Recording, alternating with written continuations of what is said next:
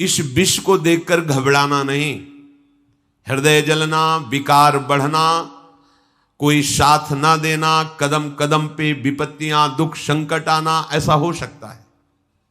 आपको बिल्कुल फिसलना नहीं, रुकना नहीं, लक्ष्य दृढ़ रखना, सब ठीक हो जाएगा। ये मार्ग की स्थितियां हैं। अब अमृत आने के पहले कई प्रलोभन आते हैं।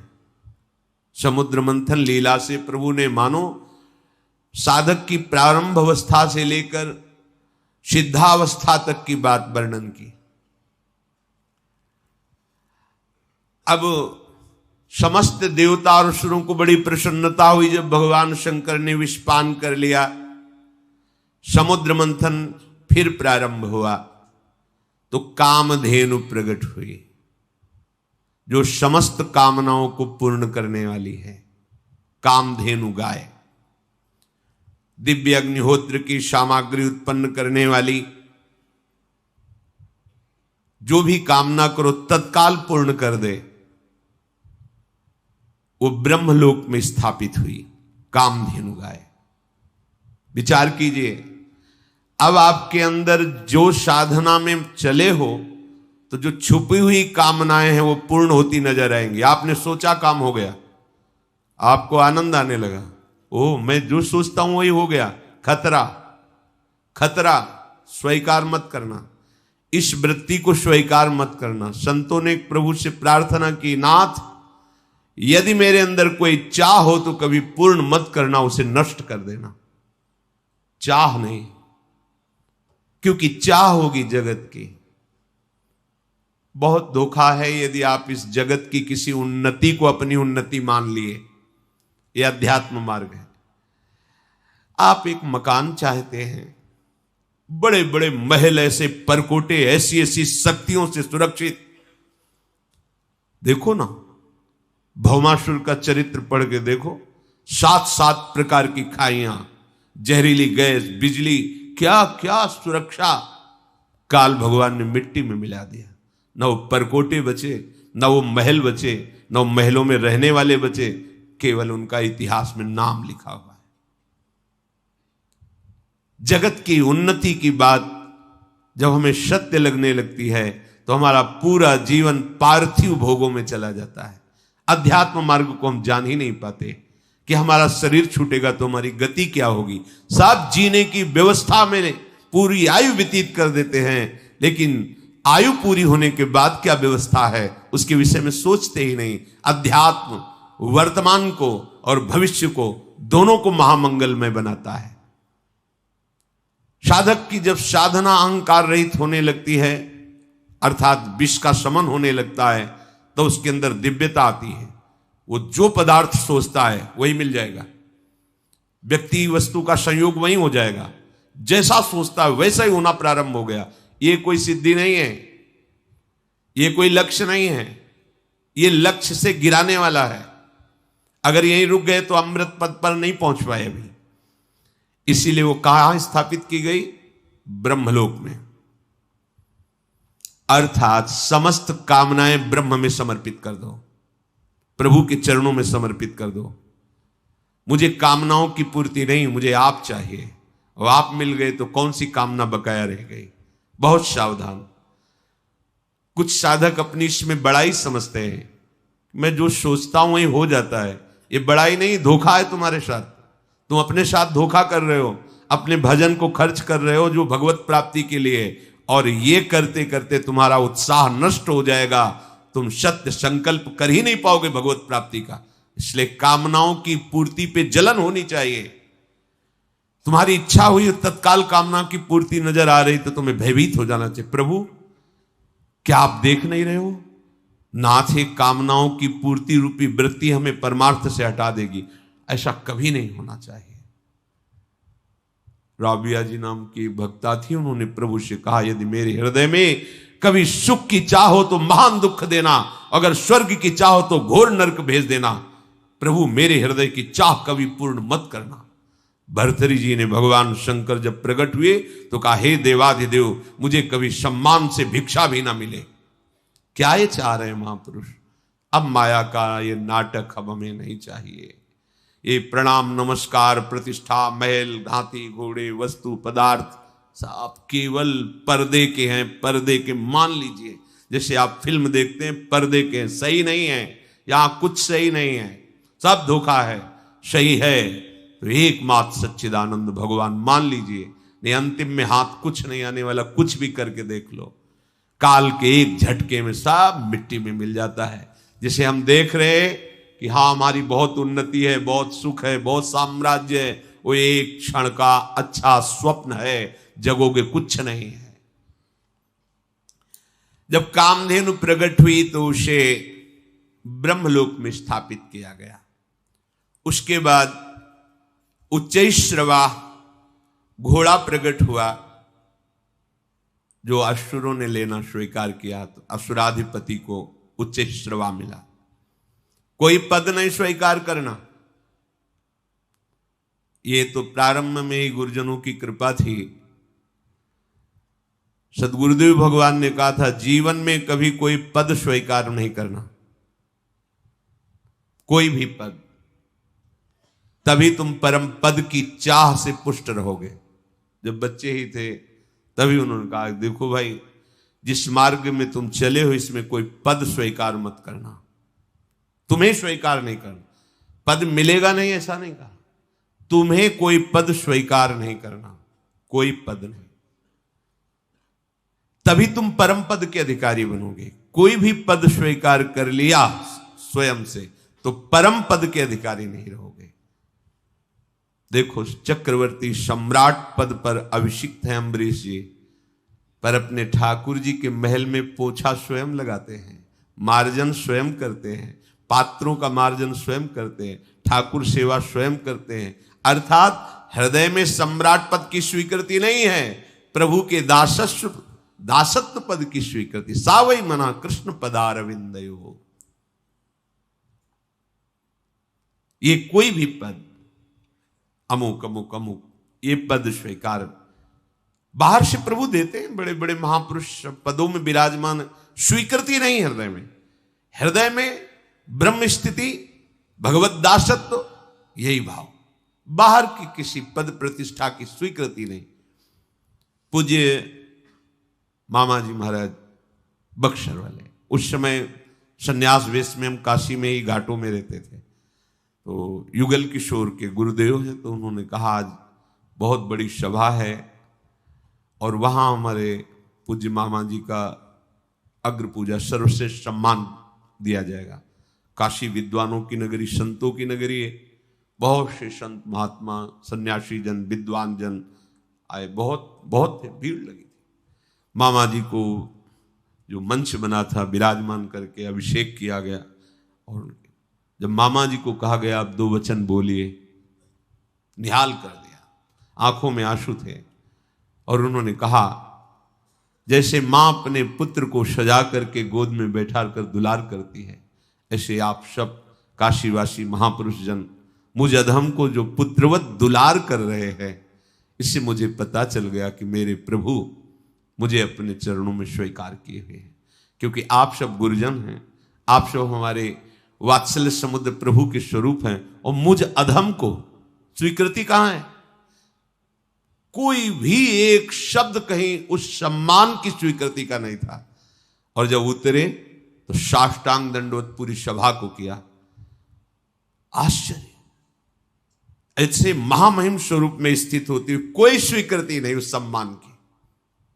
हमारे प्रभु श्री कृष्णचंद्र जी राजसूय यज्ञ में अग्र पूजा हुई, और जब प्रभु सेवा का विभाजन किए तो सबको सब सेवा देने के बाद आपने सेवा ली आए हुए समस्त राजाओं के चरण धोने की।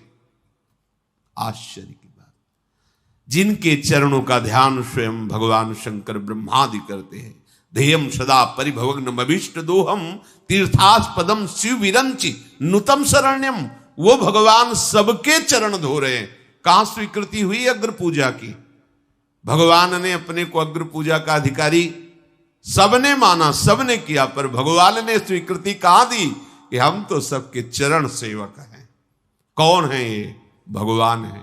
क्या दिखा रहे? भगवान का दास कैसा होगा? फिर जब स्वामी का स्वभाव ऐसा है तो दास का स्वभाव कैसे होगा? ऐसा कैसे हो सकता है कि वो किसी अहम जनित पद को स्वीकार करे? फिर चंद्रमा के समान श्वेत वर्ण का जो उच्च श्रवा मिला वह असुराधिपति ने स्वीकार किया, क्योंकि भगवान ने सिखा दिया था देवताओं को कि जब तक हमारा इशारा ना हो तब तक किसी भी वस्तु के लेने के लिए आग्रह मत कर देना। यहां भी ध्यान दीजिए, कोई भी रिद्धि सिद्धि प्रभाव सम्मान स्वीकार मत कर लेना। और भगवान का इशारा है तो उनके इशारे पे रहना तुम। बस महलों में रखे चाहे झोपड़ी में बास दे, कोई तुम्हारा बाल बांका नहीं कर सकता। तुम मत चाह कर लेना, भगवान का इशारा है, जय जय हो रही। भगवान का इशारा है, फुटपाथ में बैठे भिक्षा मांगकर उदर पोषण करके नाम जप कर रहा है। वो दोनों स्थिति में समान है, क्योंकि वो प्रभु में है, ना कि बाहरी परिस्थिति स्थिति में है। फिर समुद्र मंथन प्रारंभ हुआ। ऐरावत नाम का महामहिम श्रेष्ठ गजराज प्रकट हुआ। बड़े ही सुंदर उज्जवल 4 दांत बाहर निकले हुए, मानो जैसे कैलाश पर्वत ही प्रकट हो गया। कैलाश पर्वत बहुत श्वेत वर्ण, एकदम श्वेत वर्ण का विशाल काय गजराज ऐरावत हाथी। उसको देवराज को प्रदान किया गया, क्योंकि उच्च श्रवा असुराधिपति को तो देवाधिपति देवराज इंद्र को ऐरावत। फिर कौस्तुभ मणि निकली। कौस्तुभ मणि को देखते ही सबने स्वीकार किया कि ये अजित भगवान के हृदय पर विराजमान हो। कौस्तुभ मणि श्री भगवान ने धारण कर ली अपने हृदय में। इसके बाद कल्प वृक्ष प्रकट हुआ। कल्प वृक्ष जैसी इच्छा करोगे वैसी ही रचना तुमको प्राप्त हो जाएगी, जो चाहोगे, पर भगवान की प्राप्ति नहीं करा सकता। इसीलिए कहा वृंदावन की लता सम कोटि कल्प तरुणाई। देखो, ये जो कुछ भी है प्रभु के बिना सब शून्य है। इतनी बात मान लो, जो भी है, चाहे यहां से लेकर ब्रह्मलोक तक, जो भी, अगर तुम्हारे जीवन में प्रभु नहीं तो सब जीरो है। कहीं भी जाओ भटकना ही भटकना है। खूब शास्त्रों का स्वाध्याय करके बचपन से देखा है।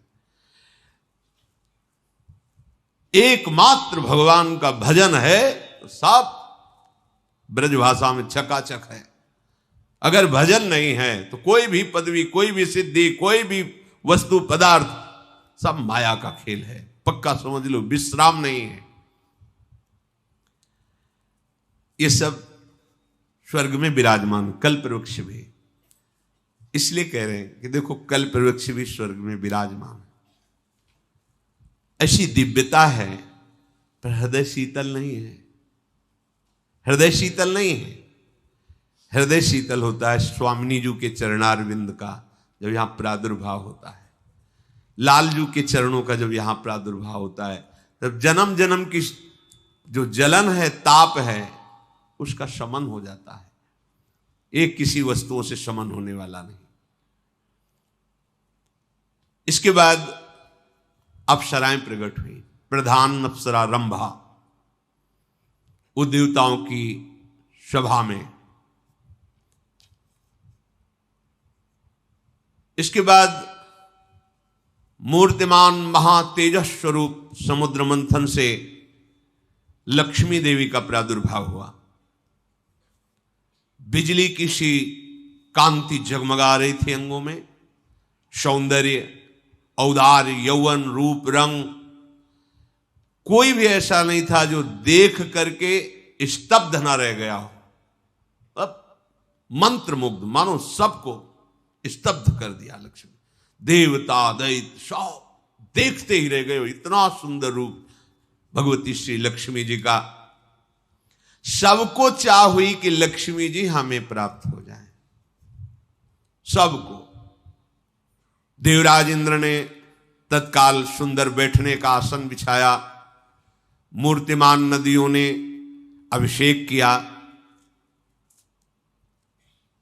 गंधर्वों ने मंगल गान प्रारंभ किया, अप्सराएं नृत्य करने लगी, मृदंग, डमरू, ढोल, नगारे, नरसिंगे, शंख, वेणु, वीणा ये वाद्य बजने लगे। भगवती लक्ष्मी जी मंद मुस्कुराती हुई हाथ में कमल लिए हुए, जो समुद्र मंथन से प्रकट हुई थी, देवराज इंद्र के द्वारा दिए हुए सिंहासन पर विराजमान हुई। ब्राह्मण वेद मंत्रों का पाठ करते हुए दिग्गजों ने कलशों से जल से अभिषेक किया। समुद्र ने प्रकट होकर हाथ जोड़ करके रेशमी वस्त्र प्रदान किया। वरुण देव ने नमस्कार करते हुए वैजंती माला प्रदान की। विश्वकर्मा ने भांति भांति के गहने, सरस्वती जी ने प्रकट होकर मोतियों का हार, ब्रह्मा जी ने कमल और 2 दिव्य कुंडल समर्पित किए। जब ब्राह्मणों ने स्वस्त्यन पाठ कर लिया तो अपने कमल को घुमाते हुए वरण करने के लिए लक्ष्मी जी निकली। कौन मुझे वरण करेगा? जिसकी तरफ देखती लक्ष्मी जी तो सबके हृदय में था कि लक्ष्मी जी मुझे ही वरण करें। लक्ष्मी जी ने विचार किया जो निर्दोष है उसे ही मैं वरण करूंगी। जिसको मैं वरण करना चाहती हूं वो नित्य हो, अविनाशी हो, वो मुझे चाहता ना हो। ध्यान से सुनिए, लक्ष्मी चाहने वाले को लक्ष्मी नहीं मिलती, तभी सब परेशान है, क्योंकि लक्ष्मी की चाह है। और जो अचाह हो गया तो लक्ष्मी जी उसको पुत्र की तरह दुलार करती है। पर यहां लक्ष्मी पति बनने के लिए सब परेशान है। नहीं, मायापति, अबे लक्ष्मीपति, करोड़पति, अरबपति, खरबपति, इससे चैन नहीं है। लक्ष्मीपति बनने, लक्ष्मीपति के दास बन जाओ और चाह खत्म करो तो मां है, जगदम्बा है, वही भरण पोषण करती सबका। गंधर्व, यक्ष, असुर, सिद्ध, चारण, देवता, पूरे त्रिभुवन में हाहाकार मच गया लक्ष्मी जी वरण करने के लिए। तो बड़े बड़े महात्मा जन भी दर्शन करने हेतु पधारे। लक्ष्मी जी ने दृष्टि डाली तपस्वियों पर। तपस्वी हैं पर इनको अपने तप का बल है और ये क्रोध पर विजय प्राप्त नहीं। तपस्वी एक क्षण में ही हाथ में जल हो जाता है। अच्छा, तो देखो ना, और चरणामृत पी रहे हैं अम्बरीश जी, तुमने निमंत्रण देकर के भोजन पा लिया, परायण कर लिया, तुम्हें डर नहीं लगा? लो ये लो, कृत्या प्रकट कर। एक क्षण में दंड देने की भावना, ये क्रोध पर विजय प्राप्त नहीं कर सके। ये ज्ञान तो है इनको, ज्ञानी जन, पर ये पूरे अनासक्त नहीं है। ये बड़े बड़े महत्वशाली हैं पर ये पूर्ण काम विजयी नहीं है। बहुत ऐश्वर्यशाली हैं पर इनको दूसरों का आश्रय लेना पड़ता है। धर्माचरण तो है पर प्रेम नहीं है। त्याग तो है पर ये मोक्ष पद में नहीं है। वीरता तो है पर काल के पंजे से बाहर नहीं है। और कुछ महात्माओं को देखा कि इनके अंदर न विषयाशक्ति न कोई चाह है, पर ये देख ही नहीं रहे हैं। ब्रह्मानंद में तृप्त है, तुमसे मतलब ही क्या है? कुछ अद्वैत समाधि में तल्लीन है, किन्हीं की आयु बहुत लंबी है पर शील और मंगल ठीक नहीं है। किन्हीं का शील मंगल ठीक है, आयु का ठिकाना नहीं है। किन्हीं के दोनों ठीक है पर भेष अमंगल है। सब जगह नहीं। एक बचे भगवान श्री हरि। तब कहा यहां सब कुछ है पर ये मेरी तरफ देख ही नहीं रहे, चाह ही नहीं रहे। पर ना चाहते हुए भी वरण मुझे इन्हीं का करना है। लक्ष्मी जी ने श्री भगवान श्री हरि के गले में वरमाला डाल दी। समस्त देवताओं ने जय घोष किया। भगवान जगत पिता हैं, लक्ष्मी जी जगत जननी है, जगत माता है। समस्त संपत्तियों की अधिष्ठात्र देवी श्री लक्ष्मी जी को पार्श्व में विराजमान तो किया ही, पर प्रधान स्थान वक्षा स्थल में दिया, जिसे श्री लांछन कहते हैं। श्री लक्ष्मी जी यहां विराजमान भगवान श्री हरि के। शंख तुरही मृदंग आदि बाजे बजने लगे, जय घोष होने लगे। मंत्रों के द्वारा बड़े बड़े ब्रह्म ऋषियों ने भगवान की स्तुति की। अब लक्ष्मी जी ने जब नारायण श्री हरि का वर्ण किया तो असुर जन निराश हो गए। भगवान ने कहा निराश नहीं होना चाहिए। देखो, जब तक लक्ष्य की प्राप्ति न हो तो आशा बीच में नहीं रोकनी चाहिए। आशा लक्ष्य पर रखो। आशा से दास्यम वृषभानुजायास। बीच में किसी बात पे आशा खंडित नहीं होनी चाहिए। एकमात्र जो आशा की भगवत मिलन की, वहां तक हमें हर स्थिति में पहुंचना है। फिर उत्साह बढ़ाया तो बहुत ही सुंदर आकर्षणकारी नवयुवती स्वरूप में वारुणी देवी प्रकट हुई। असुरों ने कहा आप किसी की बात नहीं चलेगी, इनको हम स्वीकार करेंगे। भगवान ने देवताओं को आप ले लीजिए। वारुणी देवी वो दैत्यों ने स्वीकार किया। समझ रहे? फिर महाराज बहुत जोर से समुद्र मंथन प्रारंभ हुआ।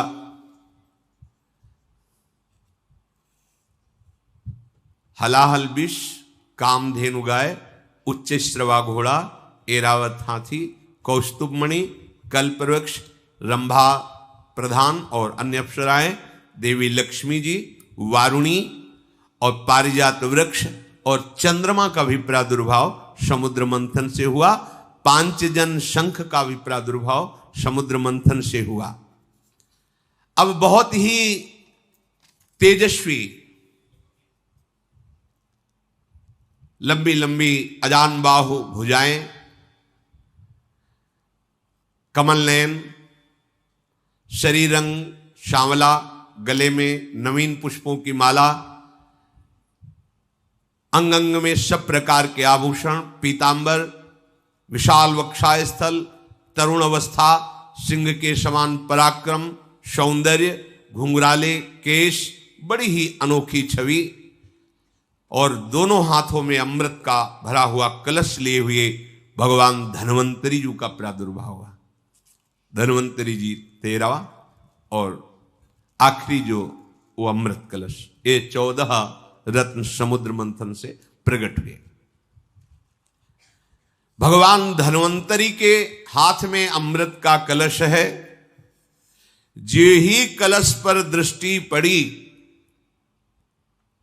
बस दैत्यों ने एक दूसरे की तरफ देखा और कहा आप किसी की अनुमति की जरूरत नहीं है।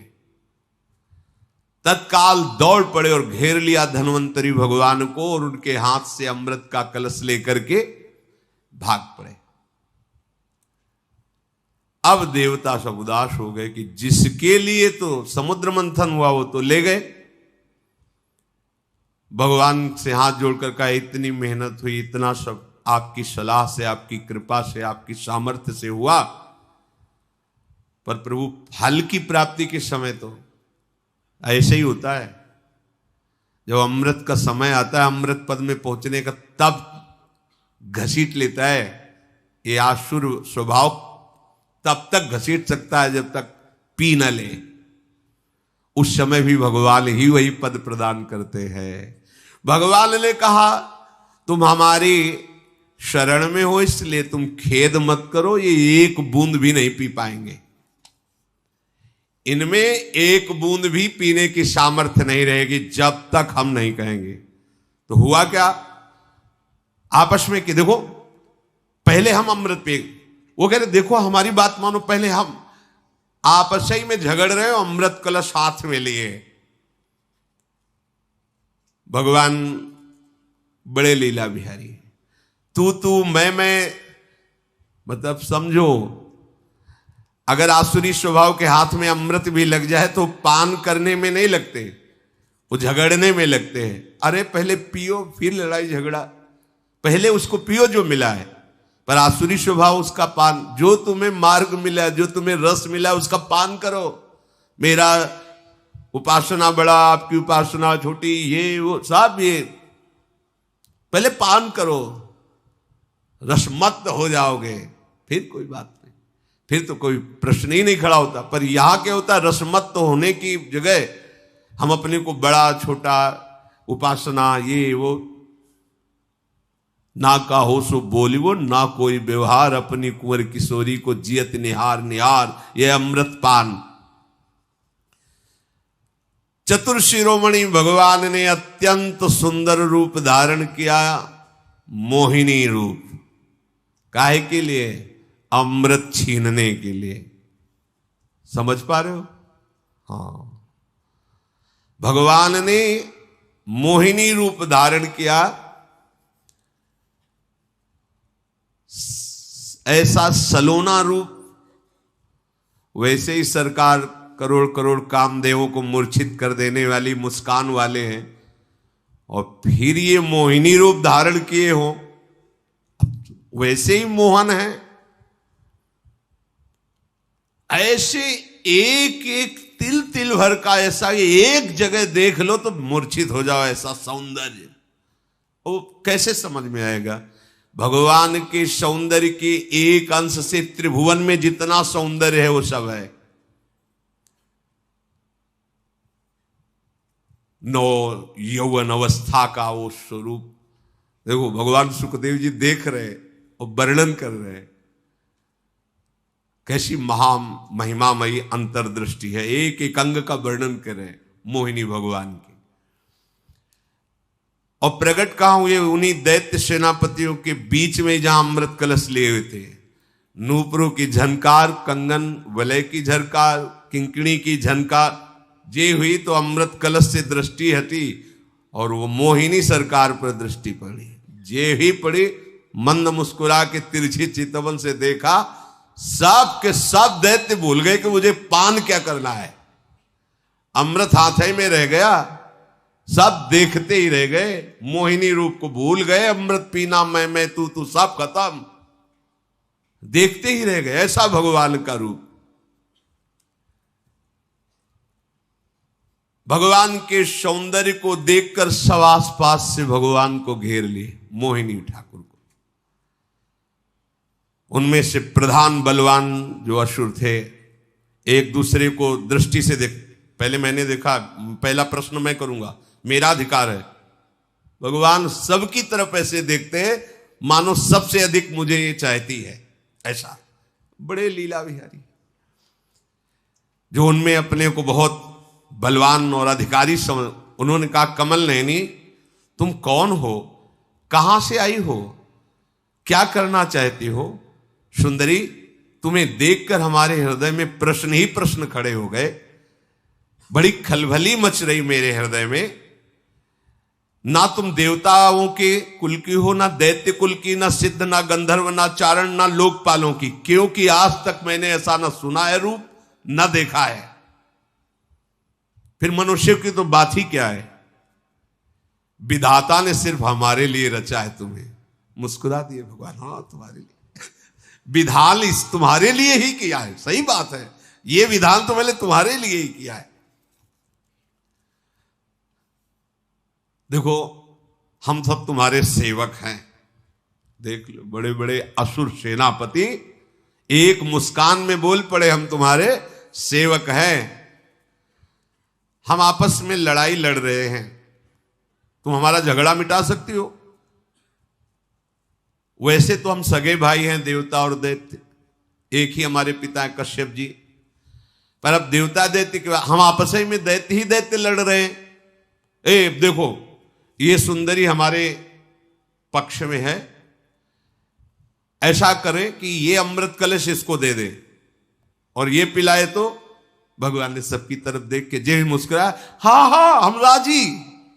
अमृत कलश बिना मांगे हंसते हुए भगवान के, समझ रहे हो, बिना मांगे अमृत कलश उनके हाथ में। तिरछी चितवन से हर एक दैत्य को देख के भगवान ने घायल किया। हर दैत्य समझ रहा है मुझे सबसे ज्यादा प्यार करते तो अमृत तो हमको ही सबसे पहले पिलाएंगे।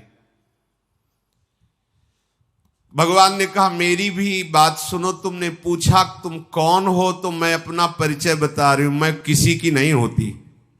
ठीक कह रहे, माया रूप धारण किया, माया किसकी है? हरि की है, किसी की और की थोड़ी हो सकती। भगवान के वचनों को समझना है। मैं किसी की नहीं हूं। समूहम सर्वभूतेषु न मे द्वेष्टि न च प्रिया, ना मेरा कोई द्वेष का पात्र है ना मेरा कोई प्रिय है, मैं सब में समान विराजमान हूं। अर्थात मैं किसी की नहीं हूं। तो समझ जाना चाहिए ना कि जो किसी के लिए है क्या? माया। माया किसकी होती? किसी के लिए। तो भगवान भगवान रूप में तो नहीं दिखाई दे रहे ना, मोहिनी रूप। तो क्या है ये? भगवान ने माया से ही तो ये रूप धारण किया। और तुमने अमृत के न्याय का भार मेरे ऊपर डाल दिया। क्या तुम हम पर अब भी विश्वास करते हो? और मुस्कुरा दिया। ये मुस्कुराहट ही भगवान की माया है, शास्त्रों में वर्णन किया गया है। क्या तुम ऐसा समझते हो कि हमारा मित्रता का भाव स्थायी है? ना समझना। मेरा ये शब्द तो कुछ और है। मेरा ये मित्रता का भाव स्थायी नहीं है। इसलिए मैं पहले तुमसे बता रही हूं कि मैं स्वेच्छाचारिणी हूं, मैं अपनी इच्छा के अनुसार चलती हूं। और उनका कुछ नहीं, तुम बिल्कुल नाराज मत हो, तुम जैसी हो हम मान गए, बस अब तो तुम हमारी हो और हम लोगों को हम। भगवान ने इसलिए पहले कह दिया कि हम कोई छल कपट नहीं कर रहे, हम तुम्हें पहले बता रहे हैं हम अपनी इच्छा के अनुसार चले, मैं किसी की नहीं हूं। ऐसा मत मान लेना कि तुमने वादा किया था कि मैं तुम्हारी हूं। पहले कह रहे हम पर विश्वास मत करो। कितनी करुणा करके बता रहे, हम पे इस रूप पे विश्वास मत करो हमारे। और मुस्कुराकर हंस दिया। हंसना हुआ कि दैत्यों का हृदय तो चलनी हो गया। उन्होंने और इसे विश्वास समझा, मतलब ये बहुत सच्ची बात कह रही, मतलब ये विश्वास योग्य है। नहीं तो कह सकती थी छल कपट भरी बात, हम तुम्हारे पक्ष में हैं, ऐसा ऐसा कुछ। बिल्कुल खरी बात कही, बहुत सही बात कही, ये तो विश्वास के योग्य ही है। उन लोगों ने अमृत का कलश भगवान के हाथ में दे दिया कि हमें भरोसा है इस मोहिनी रूप पे। भगवान ने अमृत कलश हाथ में लिया और चले लहराते हुए। कृष्णकटी बड़ी शोभा वर्णन की भगवान परमहंस श्री सुखदेव जी ने। मुस्कुराते हुए मोहिनी भगवान ने कहा, देखो मैं उचित करूं या अनुचित टोक नहीं सकते हो। अमृत कलश हाथ में है, तुम टोक नहीं सकते हो। तिरछी चितवन से, लजीली चितवन से देखा, हाँ स्वीकार है, बिल्कुल नहीं बोलेंगे। बड़े बड़े दैत्यों को मोहिनी ठाकुर ने अपनी मोहिनी चितवन और मोहिनी रूप और मोहिनी वाणी से आसक्त कर लिया। सब ने एक स्वर में स्वीकार कर दिया कि आप जो चाहो जैसे, हम बिल्कुल नहीं बोलेंगे। भगवान ने कहा सब पहले समुद्र में स्नान करके आओ। समुद्र मंथन से श्रम जो हुआ है, क्योंकि देवताओं को बुलाना था, सब देवताओं को बुलाया, चलो आओ। बड़ी सुंदर साड़ी, नितंबों का भार, आंखें मद से विह्वल, मतवाली चाल, गज शावक के समान जंघाए, स्वर्ण से नूपुर झनकारती हुई मोहिनी ठाकुर पर देवता के समान जान पड़ते थे। मंदभरी मुस्कान से पहले दैत्यों के सामने गई और कहा, देखो उचित है, तुम ही स्वीकार करते हो कि देवता और दैत्य दोनों एक ही भाई हैं, पिता के पुत्र हैं, तो दोनों भाई हुए, झगड़ा नहीं करना। हमारे ऊपर छोड़ा है ना, अब हम पहले उस लाइन से, तुम इधर मुख करो, तुम इधर मुख करो, एक ही साथ बैठा ला। और हर दैत्य के सामने बिना अमृत कलश पिलाए कटाक्ष करते हुए भगवान धैर्य पूर्वक बैठे कि प्यार तो हम ही से करती है और हम ही को अमृत पिलाएगी, घूम के कहीं से भी आ जाए। दैत्यों के सामने जब भगवान चल रहे हैं तो अपना पल्लू गिरा के चल रहे हैं। असुर स्वभाव वैसे ही है। देवताओं को भगवान सामने जाकर बिल्कुल सावधान, सब बिल्कुल सावधान बैठे हैं। हाव भाव कटाक्ष से मोहित करके दैत्यों को फिर अमृत पिलाना शुरू किया। देवताओं को देखते जा रहे भगवान। वो अमृत जो मृत्यु का नाश करने वाला है, अर्थात अमर कर देता है। बुढ़ापा नहीं आएगा, कोई दर्द नहीं, कोई पीड़ा नहीं, बहुत प्रकार के उसमें सद्गुण। परीक्षित असुरजन मोहित हुए बैठे हुए थे, बिल्कुल हलचल हृदय में नहीं थी। वशीकरण कर लिया था मोहिनी ठाकुर ने अपने नेत्रों से, मंद मुस्कान से। और वे समझ रहे थे ये जो करेगी वो हमारे प्रियता में ही करेगी। मोहिनी ठाकुर से उन्हें अत्यंत प्रेम, भगवान जान के नहीं, एक सुंदर स्त्री समझ के। और देवताओं को बिल्कुल कोई फर्क नहीं था भगवान की किसी भी चितवन में, मुस्कान में। क्यों जान रहे क्या श्री भगवान है, समझ रहे हो। कोई भी सौंदर्यशाली तुम्हें तभी आकर्षित कर सकता है जब तुम उनमें भगवत भाव नहीं करोगे। यदि भगवत भाव करोगे तो कोई तुम्हें आकर्षित नहीं कर सकता, क्योंकि परम सुंदर भगवान सब में विराजमान है। एक भी देवता मोहित नहीं हुआ, क्योंकि वो जानते हैं कि श्री भगवान है। और एक भी दैत्य नहीं बचा जो मोह से युक्त ना हो गया, क्योंकि वो जानते नहीं कि ये श्री भगवान है। बस इतना ही खेल है।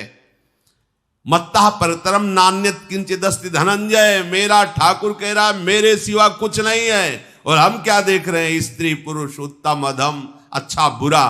तो यही मोहिनी ठाकुर की मोहिनी माया है, जो हम उनको न देख करके और कुछ देख रहे हैं और कुछ मान रहे हैं। वही कारण है कि हम अमृत पद को छोड़ करके आसक्त हो रहे हैं देहों में, भोगों में। अमृत देवताओं को पिलाया जा रहा है। तो राहु दैत्य ने सोचा कि कहीं मेरे साथ छल तो नहीं हो रहा है, कि इधर पीठ पे पीठ लगा के विराजमान किया गया, तो ऐसा तो नहीं हो रहा कि मुझे छला जा रहा हो। तो देखा तो इधर से गए थे बिना पिलाए, उधर सबको पिलाते हुए आ रहे हैं। तो बगले में तो पंक्ति लगी थी, चट से एक देवता के बीच में ऐसे घूम के बैठ गए राव। और भगवान ऐसे देख रहे थे सावधानी पूर्वक, और देवताओं की अंजलियों में अमृत। चंद्रमा और सूर्य ने तुरंत कहा प्रभु बीच में राव। अमृत गिर चुका था। भगवान ने तत्काल सुदर्शन चक्र से उसका सर काट डाला, पर यहां अमृत नहीं पहुंच पाए। बस इतने में ही आज भी है जो चंद्र ग्रहण सूर्य ग्रहण है ना, वो इसीलिए पड़ता है। सिर अमर हो गया। आज भी वैर भाव रखकर चंद्र ग्रहण सूर्य ग्रहण, वो चंद्र और सूर्य पर आक्रमण करता है राव। सब अमृत देवताओं को पिला दिया। असुरों ने जब पीछे मुड़ के देखा तो कलश में एक बूंद भी नहीं। बस आप इतना समझ लीजिए कि भगवान को जब तक भगवान नहीं मानोगे तब तक अमृत पद पे नहीं। एक भी यहां कोई वस्तु, व्यक्ति, स्थान अन्य नहीं है। महापुरुषों ने अनुभव किया, जड़ चैतन्य कछु नहीं दिखत, जित दिखत तित श्याम खड़े। गोपीजनों ने देखा है, जित देखूं तित श्याममयी। गोस्वामी जी ने देखा, सी राम में सब जग जा, मेरे प्रभु ही हैं। जब तक भवदाकार वृत्ति नहीं होती तब तक इस अमृत पद का अधिकारी नहीं होता। प्रभु से बिलग कोई भी वस्तु, कोई भी व्यक्ति, कोई भी स्थान है तुम्हारे हृदय में, वो तुम्हारे अमृत पद से तुम्हें वंचित कर देगा। देखो ना, अगर हिरण के बच्चे में भगवान की भावना कर ली होती भरत जी महाराज ने, मेरे भगवान, तो भजन छूट गया ऐसे शब्द नहीं आता। कुत्ते पे भावना कर ली नामदेव जी ने, तो वहीं प्रकट हो गए भगवान विट्ठल। जल लेने गए तो बहुत लंबा भूत वहां नदी के किनारे था, तो ऐसे देखा, वाह प्रभु ऐसा भी रूप धारण कर लेते हो। वहां भावना की तो देखा विट्ठल भगवान भूत के रूप में मुस्कुरा रहे हैं। जब हम प्रभु से बिलग किसी की सत्ता देते तभी हमारा जन्म मरण निश्चित हो जाता है। यहां प्रभु से बिलग कुछ नहीं है, सब में प्रभु विराजमान वही हैं। ये पंचभूत भी वही बने हैं, पर इसकी प्रक्रिया है। इसको दो विभाग किए जाते हैं, एक किया जाता है सत और एक किया जाता है असत। है वही, पहले असत का त्याग करो, सत में प्रतिष्ठित हो। जब सत में प्रतिष्ठित हो गए तो सब कुछ सच्चिदानंद है, यह अनुभव हो जाएगा। असुर एकदम भड़क गए, कलश तो खाली हो गया। भगवान ने उसी समय मोहिनी रूप त्याग करके अपने स्वरूप, अब वो सब माथा पीट रहे कि मुझे क्या पता था कि ये हरि ऐसे रूप को धारण करेंगे। बस घाटा बाद में समझ में, मन पछताई है अवसर। जिससे हम द्रोह कर रहे हैं, जिसे हम नीच समझ रहे हैं, जिसे हम क्रूर समझ रहे हैं, उसमें प्रभु विराजमान है। जब तक हमारे हृदय में भाव नहीं आता तब तक हमारी कच्ची साधना है। सच्ची साधना यही है, कण कण में झांकी भगवान की, किसी सूझ वाली आंख ने पहचान की। सूझ वाली आंख, तत्व दृष्टि जब तक जागृत नहीं होती तब तक ये वैर, ये विरोध, ये आकर्षण, मैं तू, ये माया का खेल हमारे सामने चलता रहता है। जेवी भगवान ने अपना वास्तविक स्वरूप धारण किया, अब देवता अमृत पी चुके थे, दैत्य क्रोधानल से जल रहे थे।